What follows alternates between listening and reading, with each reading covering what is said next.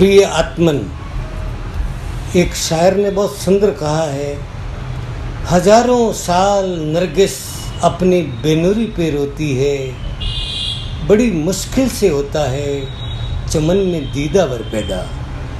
हजारों वर्षों में कोई एक व्यक्ति का इस धरती पर अवतरित होता है जो संपूर्ण मानव जाति को अहिंसा व शांति का संदेश देता है, सुखी व शांत जीवन जीने की कला सिखाता है। आचार्य श्री तुलसी इस सदी के एक महान हस्ताक्षर थे। आप कुशल अनुशासता, योगी, लेखक, गायक, गीतकार के साथ साथ समय की नब्ज पहचानने वाले युग प्रवर्तक थे। आपने तेरापन धर्म संघ को कई अवदान दिए, जिसमें अणुव्रत, जीवन विज्ञान, प्रेक्षा ध्यान, श्रमण श्रेणी, पारमार्थिक शिक्षण संस्था, जैन विश्व भारती, उपासक श्रेणी मुख्य थे। आपके विविध आयामी व्यक्तित्व को शब्दों की सीमा में बांधना सागर को गागर में भरने जैसी चेष्टा है। खैर, मैं उनकी संगीत साधना से बहुत ज़्यादा प्रभावित हूँ। आपके गीत हृदय की उर्मियों को अंतर तक प्रभावित किए बिना नहीं रहते हैं। एक कुशल शिल्पकार की तरह शब्दों को सजाकर इस तरह गुम्फित किए कि अच्छे संगीतकार भी अभिभूत हो जाते हैं। किसी भी घटनाक्रम को दो लाइन के अंतरे में संजोना आपके गीतों की खास विशेषता है। उनकी सरस संगीत साधना की यत्किंचित झलक मानव जाति को संदेश के रूप में प्रस्तुत है। आचार्य तुलसी ने एक संप्रदाय विशेष के आचार्य होते हुए भी निडरता से एक असंप्रदायिक घोषणा की और आपने लिखा, आत्मशुद्धि का जहाँ प्रश्न है, संप्रदाय का मोहन हो, चाहन यश की और किसी से भी कोई विद्रोहन हो, स्वर्ण विगर्षण से जो सत्य निखरता संघर्षों के द्वारा, प्रभु तुम्हारे पावन पथ पर जीवन अर्पण है सारा।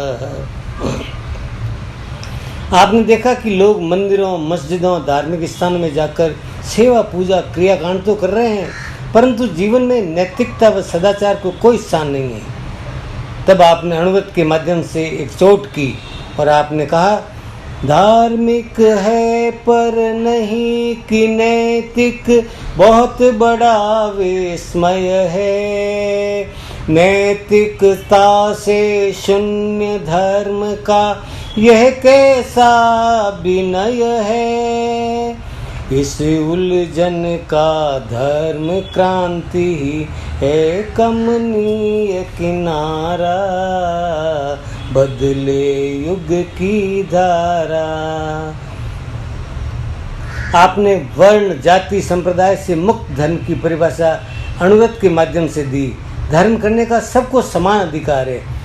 सगला ने अधिकार सरीखो, साप सुनावे रे, जात पात रो पछड़ो फिर क्यों बिच में आवे रे, मिसरी स्यूं मुख मीठो होसी कोई खावे रे, ऊंच नीच रे भेद भाव स्यूं जिय कुलावे रे, आत्मशुद्धि रो साधन साचो धर्म कहावे रे। आपके इर्द गिर्द रहने वाले तथाकथित श्रावकों की दोहरी जीवन शैली पर प्रहार करते हुए लिखते हैं, है आज जो अनास्था जन जन की धार्मिकों पर, उसको बढ़ाने में क्या देते न तुम सहारा, है धार्मिकों विचारो, केवल अतीत के ही गीतों से कुछ न होगा, अब वर्तमान देखो, जीवन की कैसी धारा है, धार्मिकों विचारो। आपने देखा कि समाज का युवा धन देर रात तक टीवी, सिनेमा, सीरियल देखता है और सुबह देर से 9-10 बजे उठता है। ऐसी जीवन शैली पर प्रहार करते हुए आप लिखते हैं, वो उड़ चले विहग गण, निज लक्ष्य साधना पर, आँखों में तेरे अब भी देती है नींद घेरा, उठ जाग रे मुसाफिर। प्राची में पोपटी है, पर फड़ा पखेरू, चहचाह कर रहे हैं, निशि भर यहाँ बसेरा, उठ जाग रे मुसाफिर। संसार की मोह माया किस हद तक काम करती है, उन्होंने एक प्रसंग बताकर 2 लाइनों में संजोया। मुश्किल तो तोड़नो रे संस्कारो से, बाबो जी बकरी मर्या रे, रो रो खोया ने, जगत सपनेरी माया रे, बादलिए ऋषि छाया रे। राग कितना घातक होता है और साधक को किस हद तक गिरा सकता है।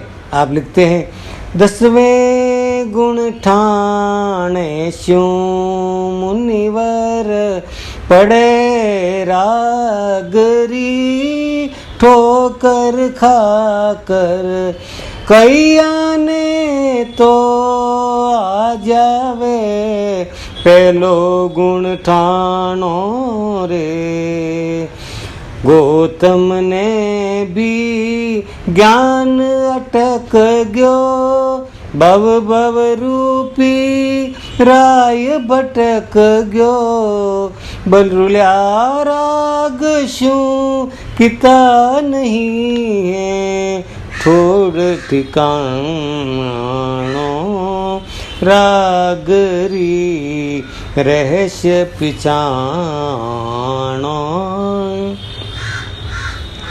वाणी संयम व मौन साधना का महत्व समझते हुए आप लिखते हैं, वचन रतन मुख कोट कहावे, होठ कपाट उपमा पावे, रखो जतन सुजान, बस में सदा जुबान राख जो, बोले बोल अतोल अख्यारथ, अणसोचो बन जा महाभारत, है प्रत्यक्ष प्रमाण, बस में सदा जुबान राख जो। साधना के पथ पर नाम, यश, ख्याति, प्रतिष्ठा जैसे फिसल भरी पगडंडियों से साधक को गुजरना होता है। साधक को सचेत करते हुए आप लिखते हैं, पथ पर खड़े लुटेरे जिनका काम पथिक को छलना, उनके प्रलोभनों में आकर निश्चय नहीं बदलना, तेरे पग पग पर खतरा है राही, संभल संभल कर चलना। जीवन की क्षण भंगुरता प्रकृति के प्रांगण में प्रति क्षण घटित हो रही है। आए दिन ऐसी घटनाओं से रूबरू होना पड़ रहा है आपने घटित घटनाओं का उल्लेख करते हुए लिखा है, बेटा जिम परोस्यो बाणो, बेटा जिम परोस्यो बाणो, ठहरो माँ मैं आऊं आ।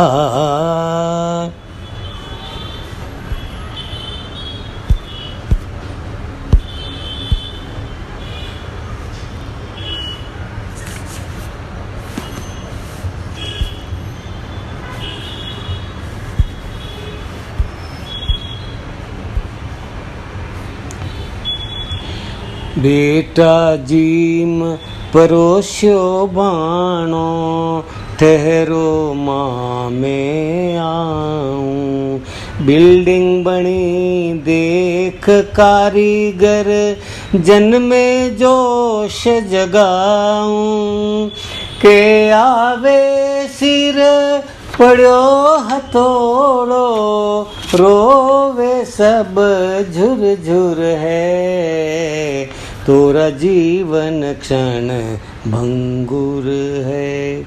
श्रावक जीवन व सम्यक्त्व की महत्ता को समझाते हुए आप फिर लिखते हैं, निरय तिरय गति निगम निरोधो, व्यंतर असुर विसारो रे, ज्योतिष ऊपर वैमानिक सूर, सीधा डेरा डालो रे, श्रावक व्रत धारो। मनुष्य जीवन की दुर्लभता को समझाते हुए आप फिर लिखते हैं, तर कर के सागर सारा, अति श्रम से मिला किनारा, तट पर आ नैया को न डुबोना चाहिए, यह है जगने की बेला, अब ना सोना चाहिए। मूर्ति पूजा पर आपका मंतव्य स्पष्ट था, अर्थ के प्रति पूर्ण समर्पण। आप लिखते हैं,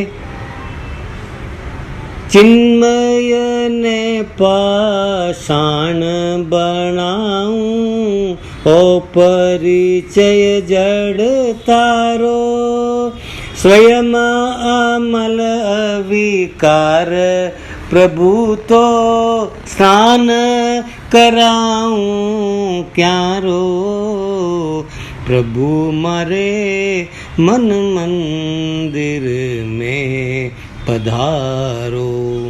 युवकों की शक्ति जगाने हेतु आपने आह्वान किया, तेज सूरज सालिए हम, शुभ्रता शशि लिए हम, पवन सा गतिवेग लेकर, चरण ये आगे बढ़ाए, लक्ष्य है ऊंचा हमारा, हम विजय के गीत गाए। आपने लिखा, भगवान के सामने दीनहीन बनने की क्या जरूरत है, हम स्वयं अनंत शक्ति के स्रोत हैं, साधना के द्वारा हम स्वयं भगवान बन सकते हैं। आप लिखते हैं, बिंदु भी हम सिंधु भी है, भक्त भी भगवान भी है, छिन्न कर सब ग्रंथियों को, सुप्त चेतन को जगाए, प्रभु बन करके ही हम प्रभु की पूजा कर सकते हैं, प्रामाणिक बन कर ही संकट सागर तर सकते हैं। प्रभु महावीर के प्रति श्रद्धा व समर्पण करते हुए आप फिर लिखते हैं, दृढ़ निष्ठा नियम निभाने में, हो प्राण बलि प्रण पाने में, मजबूत मनोबल हो ऐसा, कायरता कभी न लाए हम। महावीर प्रभु के चरणों में श्रद्धा के सुमन चढ़ाए हम। आपके गीतों में अलंकारों की एक झलक प्रस्तुत करते हुए आप फिर आचार्य का एक परिचय देते हुए आप कहते हैं, प्रथम पद के प्रवर प्रतिनिधि प्रगति में अनिवार्य है। सीमित शब्दों में असीम व्यक्तित्व को बांधने का एक अल्प प्रयास किया है लेखक विजयराज संकलेचा।